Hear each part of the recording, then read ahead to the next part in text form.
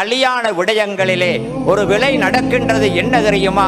யாரோ செய்த குற்றத்துக்கு இன்னுமொருவரை தண்டிப்பதை போன்ற ஒரு சில விஷயத்தை கல்யாண விடயங்களில் நாங்கள் பார்க்கலாம். சில பேர் இருக்கிறார்கள், ஆண்கள் பெண் வீட்டிலே சீதனத்தை எதிர்பார்ப்பார்கள். அது வேண்டும் இது வேண்டும் என்று கேட்பார்கள். ஏன் இப்படி எடுக்கின்றீர்கள் என்று கேட்டால் சொல்லுவார்கள், நாம் சம்பாதித்ததையெல்லாம் எனது தங்கச்சியின் திருமணத்தின் போது, எனது தாத்தாவின் திருமணத்தின் போது அவர்களது கணவன்மார்கள் கேட்டதற்கு கொடுத்து விட்டோம். அவர்கள் நாம் சம்பாதித்ததையெல்லாம் எடுத்து கொண்டார்கள். எனவே நாம் இவர்களிடம் எடுக்கின்றோம் என்று சொல்லுகின்றார்கள்.